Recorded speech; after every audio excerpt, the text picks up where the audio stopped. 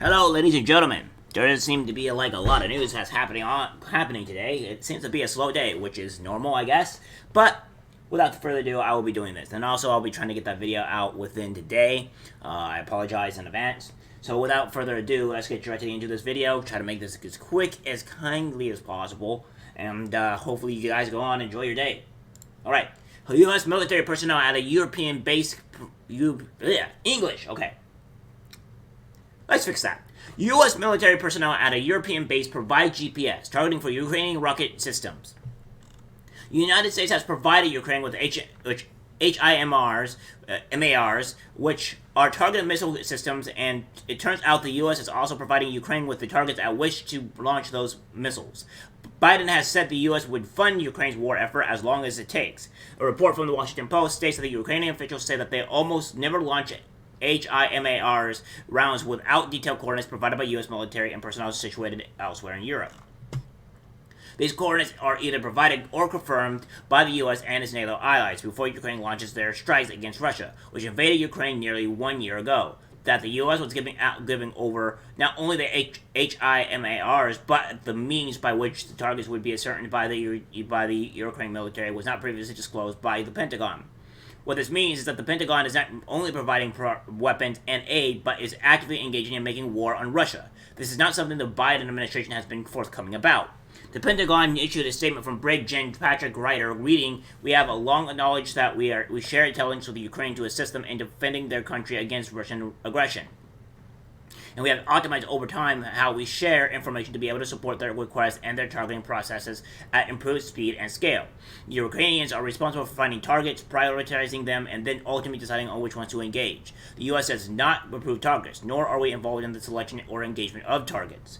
Biden has insisted that the U.S. is merely helping Ukraine to have the tools to wage war, but actively assisting Ukraine in assessing targets and then attacking those targets is not something that, to the knowledge of the American public, has been approved by Congress." The U.S. official who spoke to WAPO under the condition of anonymity said that the U.S. providing targeted assistance increased the ability of Ukraine to launch missiles with accuracy, thereby not wasting their limited ammunition. Ukraine uses their own targeting methods for attacks with their own weapons, but when it comes to HIMARS, I'm only going to say HIMARS for reference because pronouncing this horribly. The U.S. provides coordinates and precise targeting information solely in the advisory role. As to how that process works, it was reported that it goes like this. Ukrainian military personnel identify targets that they want to hit, in which their location, and that information is then sent up to senior commanders, who then relay the request to the U.S. partners for more accurate coordinates.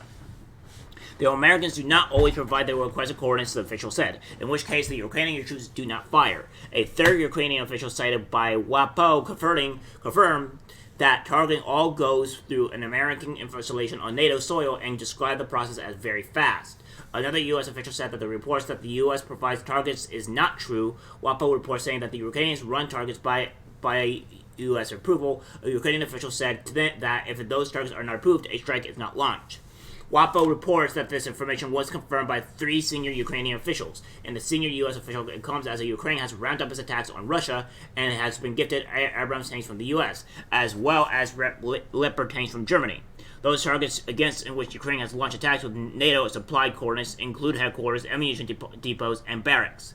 From Ukraine's perspective, the fact that the U.S. and NATO are providing the targets to the Ukrainian military for the purpose of waging war should give Washington confidence about providing Kiev with longer-range weapons. Essentially, because the targeting procedures will be supplied by U.S. and NATO, Ukraine has repeatedly demanded longer-range precision weapons from the U.S. and NATO. The U.S. hasn't wanted to give them, and has had concerns that Ukraine could use those weapons to strike targets well across the border into Russia. Ukraine promised that they wouldn't do that, and has said that since the U.S. and NATO essentially control the targeting by approving or adjusting selected coordinates, the U.S. has nothing to worry about. Putin has accused the U.S. of fighting a proxy war against Russia and Ukraine, which I would 100% agree with. I think that we are at war with Ukraine. I think that we are most likely aiding and baiting it. Here's the thing that I'm not really a fan of the whole Ukraine thing. I personally think, in my personal opinion, that Ukraine is insanely corrupt. I'm not a fan of Russia by any means, and I don't think we should be really pushing for this war. What I want is a couple of things here. Why are we supporting Ukraine other than being attacked by Russia? Because they're not part of NATO.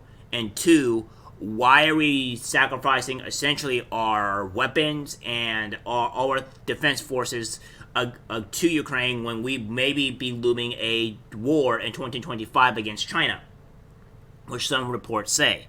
So if that's the case, we should really be focusing on protecting our people, because what we've noticed is that our weapons are getting low because we're supplying all these weapons to Ukrainians and all that, and we're putting ourselves, our own country, in jeopardy. This is the reason why I don't think like Ukraine should just really be supported at all when it comes down to a possible war in, I want to say, 2 years, maybe less. And if that's the case, then we need to protect ourselves, and we're going out and aiding and abetting Ukraine as I guess is not a problem at all, and this is a concern to me. I do think that we're at war with Russia, without a doubt. This is not a question. We're giving weapons, we're providing targeting systems to the Ukraine. We are in a joint war, and this is something that I am not for. And another thing as well is that the only difference that we're not doing is that we're just not essentially putting boots on the ground. That's the only difference that I see. We're not actually putting boots on the ground. Because when you don't put boots on the ground and you don't have your own people die, it doesn't seem like... people will equate it to be not being at war because you don't have actual soldiers and people going to war, right? So you just don't see that. So people will equate going to war when you actually put boots on the ground. But I'm going to be honest with you guys. If anybody has played RTS games or what have you, it's not just boots on the ground. You can initiate war by essentially, for instance, flying by with a plane and then shooting something that nobody was attacking you. They would instantly think that as war. It's like you can't just, like, for instance, go with an airplane or go with a tank, shoot at another country's place, and then automatically think that, like, oh, we're not at war. You're going to need an actual justification onto why you shot your tank at that place, or launched a launched an artillery strike at that place for a reason to not be for you to be essentially not at war with them. There has to be a legitimate and natural reason, and that would have to be to the country's thing if you're lying or not. And that's just the case. So what we're doing is that we're sending all our guns, all of our essentially our army trucks and stuff to Ukraine and aiding and abetting them without having any soldiers on the ground. So that's just the case. And that's why I believe that we're at war with Ukraine. I think this war is stupid all around. I don't think there's any benefit. I think politicians are benefiting this massively, and I don't think that we need this at all. I think the destruction, this is just complete insanity. It's not helping anybody. We should be focusing on ourselves right now, because if we have an endable war, it's just ridiculous. And what I mean by this, guys, it's like if there's a war in China, like for this example, I should have probably put this up, by the way, because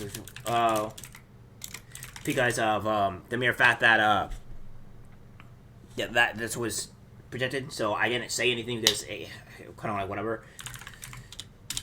So like as says here with this is that we have with like the time and whatever is that U.S. generals' prediction of war with China in 2025 risks turning worst fears into reality. So yeah, they were predicting that there's going to be a war with China in 2025. We go on to see this is that the U.S. Military low on weapons, and then you go here, and then we have the CNN. Obviously, the U.S. is running low on weapons and ammunition to transfer to Ukraine. And if this is the case, of course, this is from CNN. I understand that, guys. So be as it may, but we even have stuff from like the Wall Street Journal that's saying at the speak war is depleting U.S. ammunition stockpiles, sparking Pentagon concern. And then we have the U.S. United States running out of weapons to send to Ukraine. So this is an ongoing thing, and this is very concerning. we're sending weapons to Ukraine. We're running out of weapons to send to Ukraine. And then we have a potential war happening maybe with China in 2025. Does anybody see to where the entire American people are at risk? I remember even doing a video before all this that was going down that even our military people are not up to snuff or up to where they need to be to really go to war. And if that's the case, and the U.S. is having all these problems, then why are we at war with Ukraine? Why are we continuously war with Ukraine? War with Russia? Why do you keep on sending stockpiles of ammunition to Ukraine when we have an inevitable possible war with China? This is my concern here, and I think we need to start talking about this more. We need to stop this idiocy before our country may very well be attacked, and we have no way to defend ourselves. We will be low on weapons to defend our own country. Does nobody realize this? It's stupidity at its finest, and I think this needs to stop. Alright guys, that's it for the video. Like, subscribe, share. Please leave comments down below on what you think on what this actual issue is, what your concerns are, if you think this is the correct move, because I don't see anything going well here. I think everything going negative, and it's for the worst. Alright guys, like, subscribe, share, and take care.